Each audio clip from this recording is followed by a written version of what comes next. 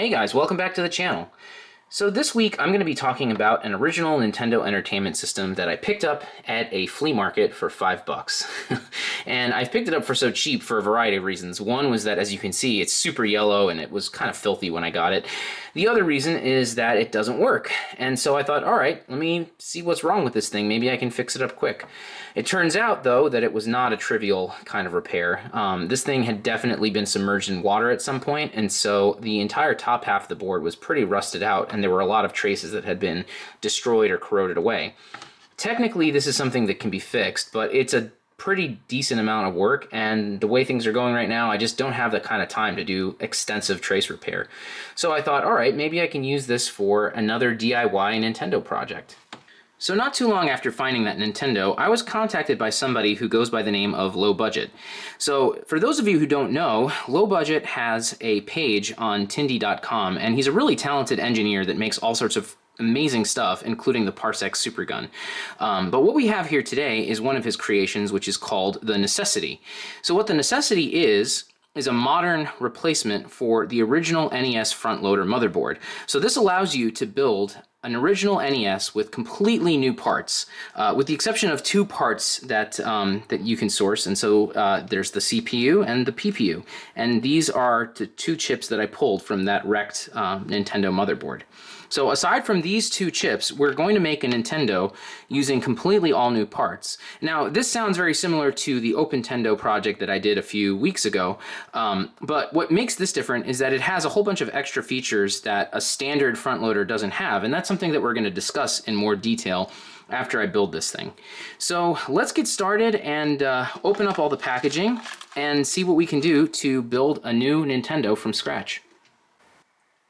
All right, so I'm just about to get started, and what I'm going to do is I'm going to start with all of the low profile components first. And so that means that I'm going to be using the resistors and the diodes, and there's also two surface mount chips that we're going to be installing as well. So one thing that's really nice about this kit is that you can purchase either the bare PCB or you can get all of the parts, which is what I have here. That makes things very easy. So with the OpenTendo, I had to go and buy all the parts myself, and some of them are a little bit difficult to source because they're no longer being produced. You have to get new old stock from a variety of places. With the NESessity, everything is completely modern and available, so you can either use the bill of materials and buy it all yourself, or like you can do what happened here in my case, which is just to get everything in one kit, and that makes things, I think, a little bit easier in terms of getting it all assembled. So let's get started with all of these small parts, and we'll go from there. I'm bad.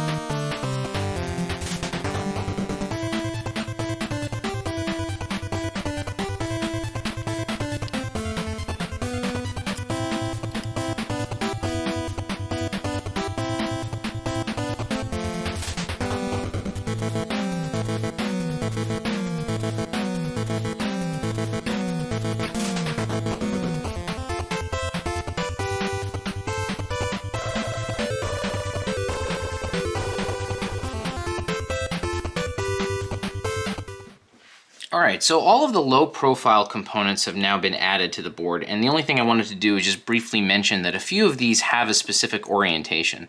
So that would be the surface mount chips. So with U11, there's actually a stripe indicating that that's the quote unquote front of the chip. And if you take a look right over here on the board, there's a little dot, and this indicates that this is where the front of the chip is. So that's how you can tell. The same is true over here. There's a little dot on U10, and it's on the upper left side of it. And so you want to make sure that that dot on the chip matches the dot on the board. The only other thing to mention here are the diodes that I installed. So on the main board, there's a small Zener diode that's right over here, and it has a stripe. And so you just have to make sure that the stripe on the diode matches the stripe on the board. And then on the power board, there's a whole bunch of diodes. So this is the bridge rectifier for the power board. And so all four of these are the same. They're all linked together in the kit, and you can see that the stripes are in specific orientations. And then there's a second diode, or a final diode rather, right over here on this side here, and that's about it. Okay, so that takes care of the diodes and the resistors and the surface mount parts. So now the next thing that we're going to do is we're going to take care of the ceramic capacitors, which there's quite a lot of, and so that's going to be a bulk of what we're going to be doing next.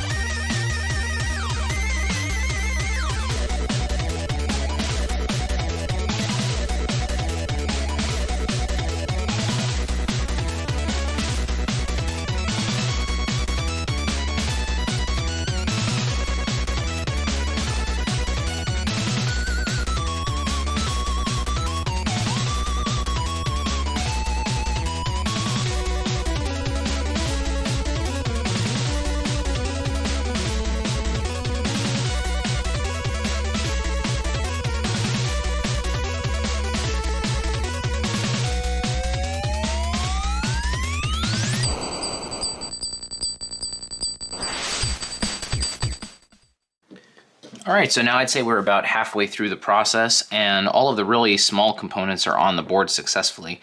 So the next thing that we're going to do is we're going to start putting on some of these larger components and basically finish off the power board completely. So most of these are fairly straightforward. There's going to be a few that have an orientation to them, but I'll just go over that once I get to them. Okay, let's get on with the next step.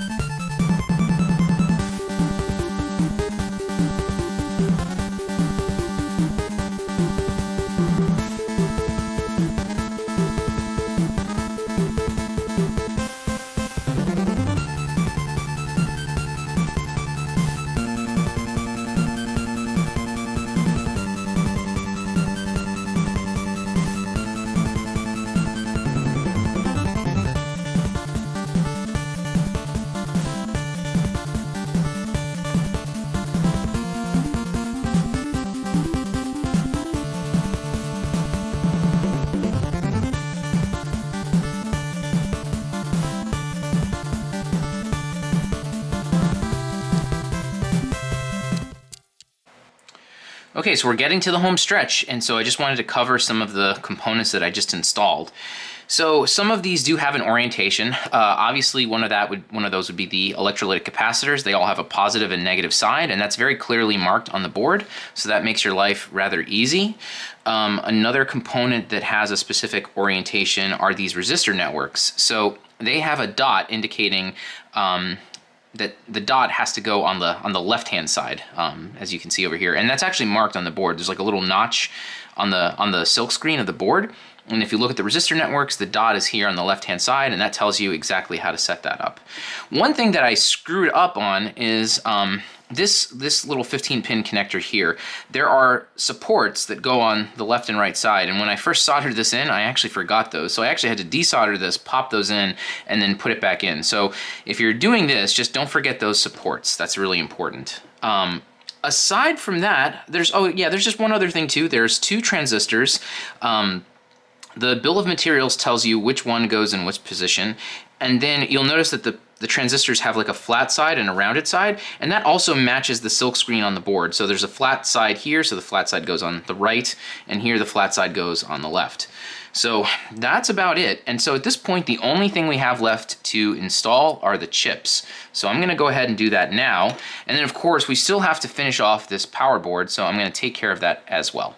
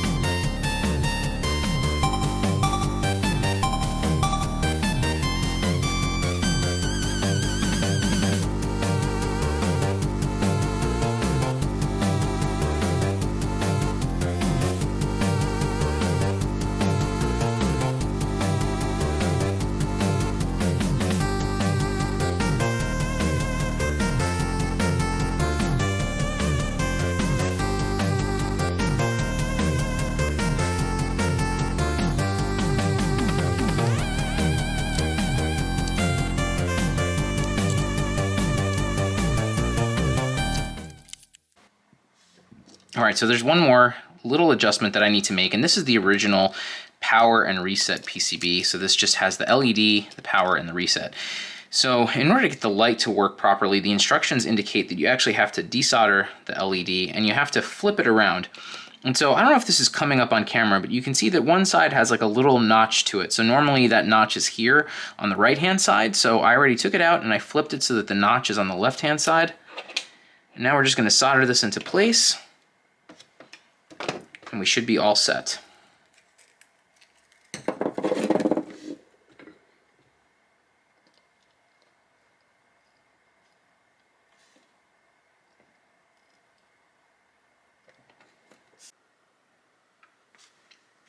Okay, so after a really long and crazy soldering marathon, I can finally say that this thing is finished. Whether it works or not is anybody's guess, but I think we'll find that out in a few minutes. But before I do that, I wanted to just kind of show you some of the features that are available on the NESessity that really make it stand out from a standard front-loader Nintendo. One is these 3 potentiometers right here. So these are used to dial in the exact volume that you want for each of the different sound channels. So as some of you might know, the standard NES has 2 pins on the CPU that are used for the sound channels. You have 4 waves, 4 4 voices rather. And so you can dial those in with these pots, but then you also have this third one here, and then that's used for expansion audio. So Japanese games could take advantage of extra sound channels, also known as expansion audio. That's not something that's normally present on a North American Nintendo, but not only is that present here, you can also dial it in to exactly the right volume that you want. So aside from that, you also have a few other cool things. So you have functionality for a lot of Famicom peripherals. That's what this 15-pin port here is for. So this is available on the bottom of the shell.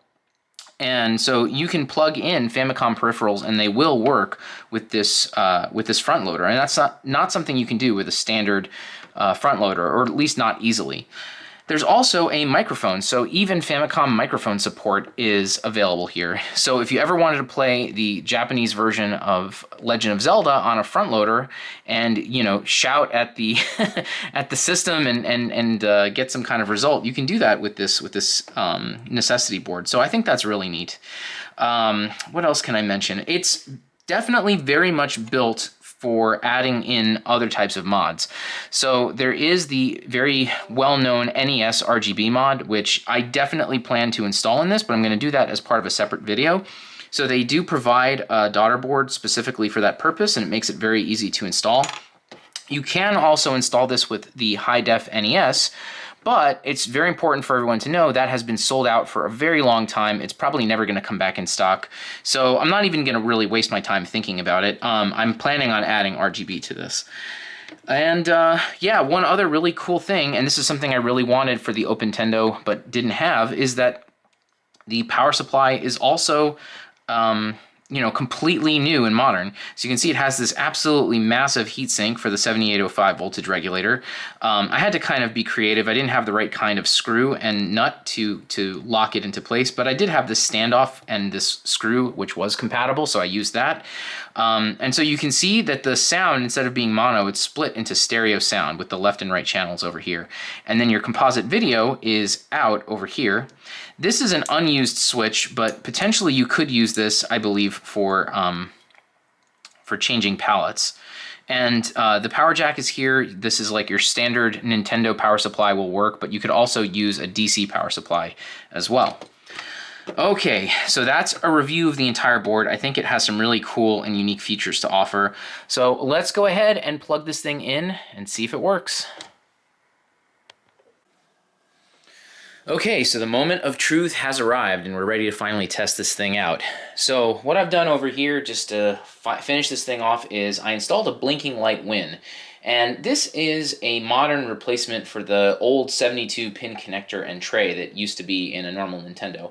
I wanted to use this just because I wanted to make this as new as possible because, you know, at this point, really the only original parts are the CPU and the PPU. So these are nice because they don't wear out, which is a big problem with 72-pin connectors. So for its inaugural voyage, we're going to start with good old Super Mario Brothers Duck Hunt. Let's see if it works.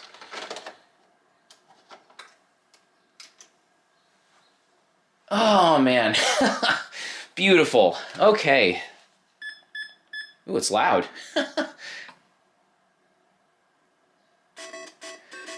All right. Well, looks like it works. That's really exciting.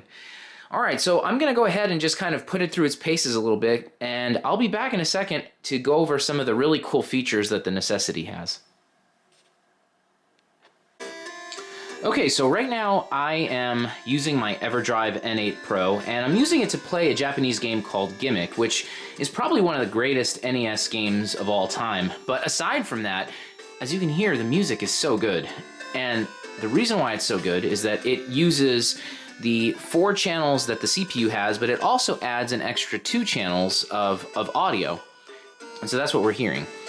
So I have this playing because I want to show you that with the NESessity, you can really dial in the sound to exactly the levels that you want. So what I'm going to do is I'm going to just lift this up a little bit so you guys can see the potentiometers, and I'm going to start messing with them. 2 of them are for the CPU, and then the third one is for the expansion audio.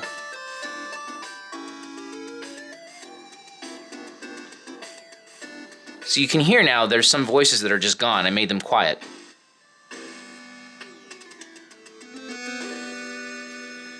And let me just try another track really quick and see if I got it back to where it's supposed to be. Maybe it's a little too loud now. Yeah, that seems pretty balanced. So that's one of the really cool things about this particular board, and it's an issue that people have with expansion audio. Trying to get those levels dialed in just right can be challenging, and this particular board really overcomes those challenges. So let me just show you a few other really cool things about it. Let me just... All right, there we go. So let me see if I can just pull this over to, show you the underside of the NESessity. And so what's really nice is that you do have this 15-pin connector, and it's available on the other side. So there's a bunch of Famicom accessories that use this, and so with this board, you have access to that. You can totally use all of those Famicom accessories on a North American front-loader style system. It's kind of out of camera, but underneath here, there is also a microphone. So if you're playing the Japanese version of Legend of Zelda, for example, you can kill certain enemies by shouting into the microphone. So with this mod, with this board, you can actually scream at your Nintendo and kill enemies with that mic.